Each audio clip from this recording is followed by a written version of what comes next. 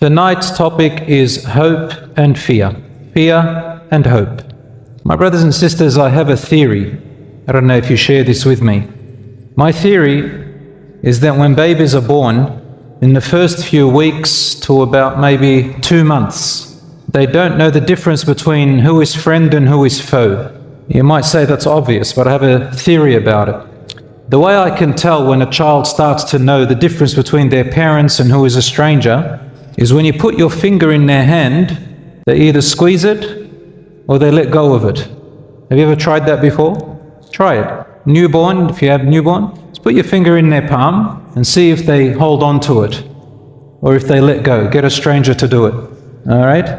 The moment they stop holding on to your hand, especially if they look at you, they know the stranger from the parent and the close one.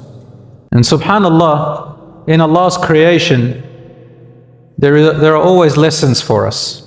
And you know, when Allah subhanahu wa ta'ala says that in the creation of the heavens and the earth and the alternation of the day and the night are signs for people who ponder and reflect, even in babies, the creation of Allah subhanahu wa ta'ala. And that baby, subhanallah, intuitively from the beginning knows the difference innately between fear and safety. Nobody taught that baby. Nobody taught that baby. Yet Allah subhanahu wa ta'ala gives us this innate intuition, intuition. And some scholars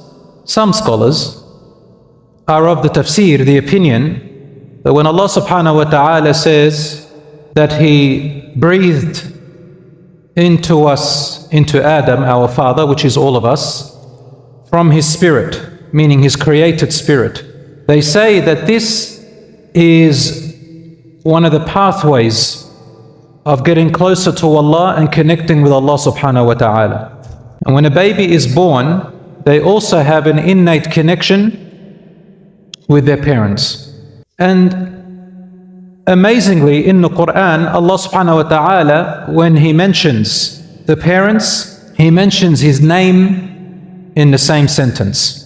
For example, وَقَضَى رَبُّكَ أَلَّا تَعْبُدُوا إِلَّا إِيَّاهُ وَبِالْوَالِدَيْنِ إِحْسَانًا. And your Lord has ordered you to worship none other but Him, and to be dutiful in goodness to your parents. Because, subhanallah, the safety net is with your parents. And since Allah mentioned His name before your parents, your ultimate safety net and security is with Allah subhanahu wa ta'ala. So Allah gives us a little feeling of how it is with our parents, and then He tells us that He is more merciful than your parents.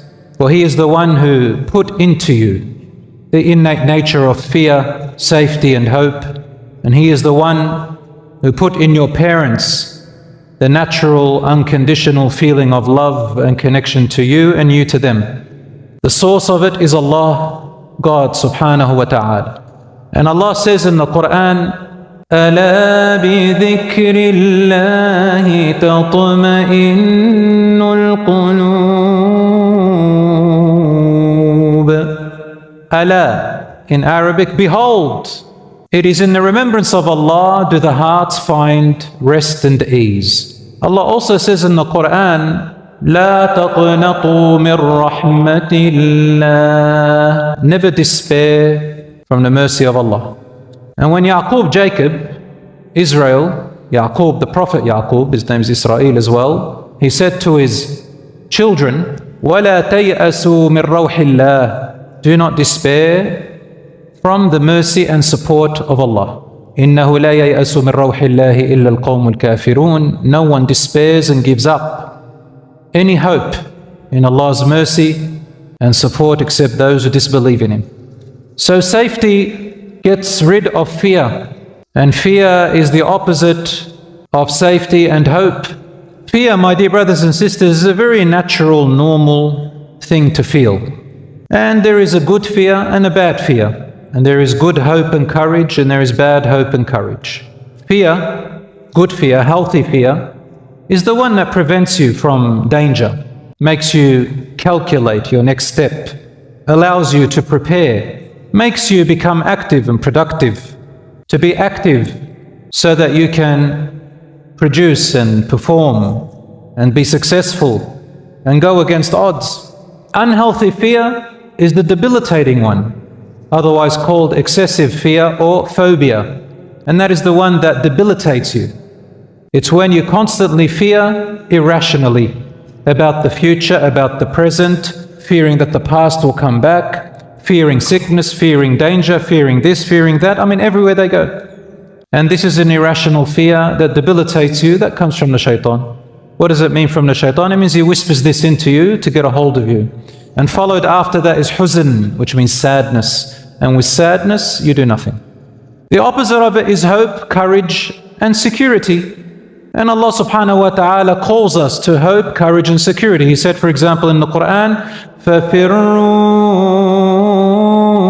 إِلَى اللَّهِ.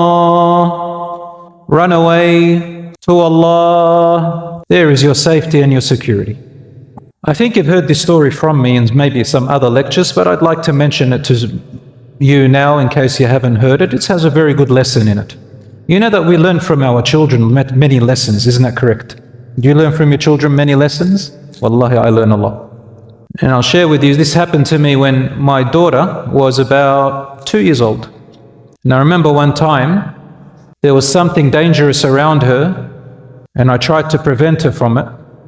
And then I frowned and raised my voice because I feared for her safety. When I did that, she's not used to her father raising her voice. So she ran towards me.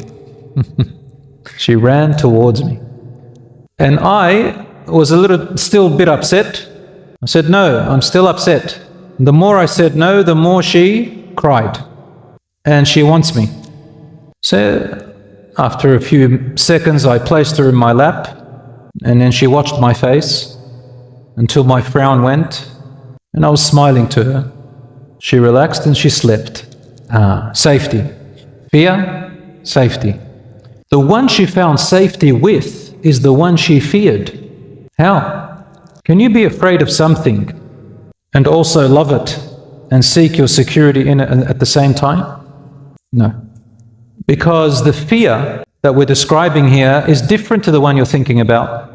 It is not the fear that a person has of a beast, a monster. It is not the fear of a lion or a tiger. You are fearing the most merciful, but yet the most powerful.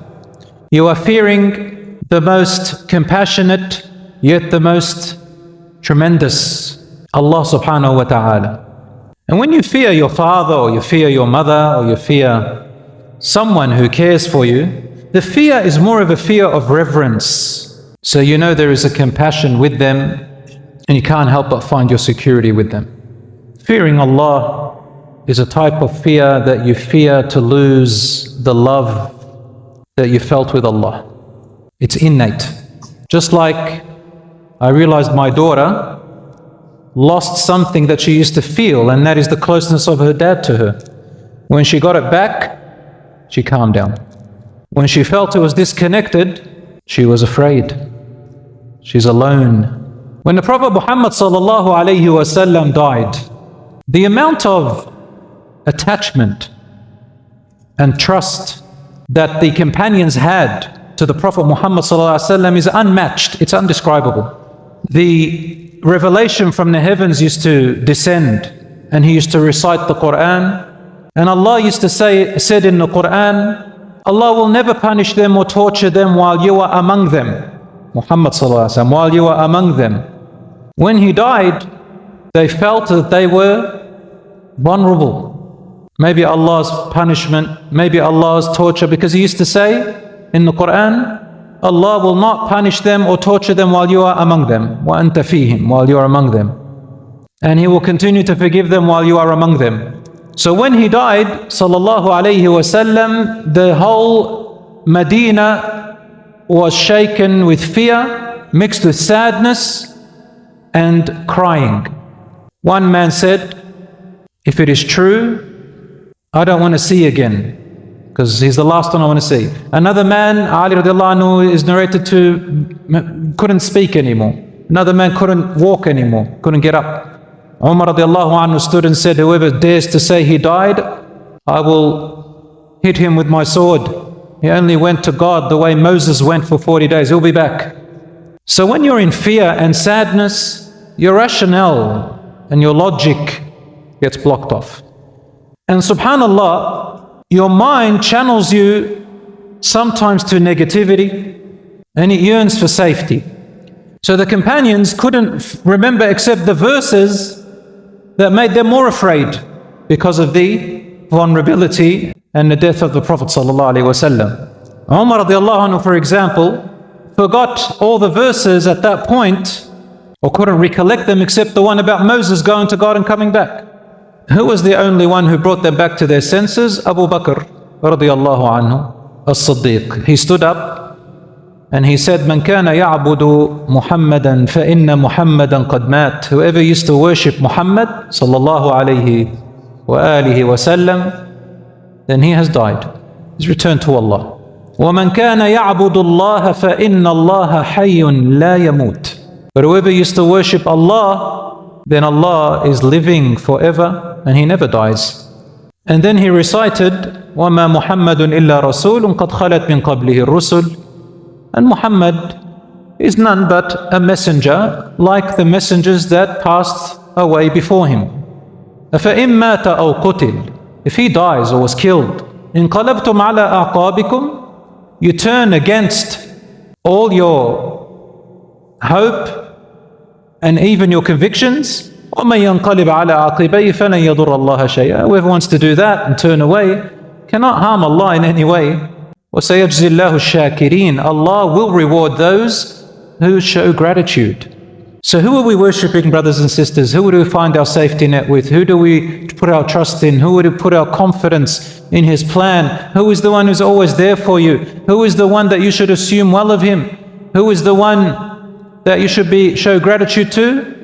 People or the Creator of people? The Creator, Allah subhanahu wa ta'ala. And that is why Allah subhanahu wa ta'ala, they forgot the other verses. And when Abu Bakr radiallahu anhu reminded them, he came to Umar radiallahu anhu, and Umar radiallahu anhu had fallen to his knees and crying when he heard that verse of the Quran. And he said, I've memorized the whole Quran. How could I have forgotten this verse? It's fear and sadness. Some people are afraid, so they show it in anger, but they're really afraid. Some people are afraid, but they show it in sadness, but they're really afraid. Some people put on a show of confidence, but they're really afraid. Some people are nervous, but they're really afraid, and so on.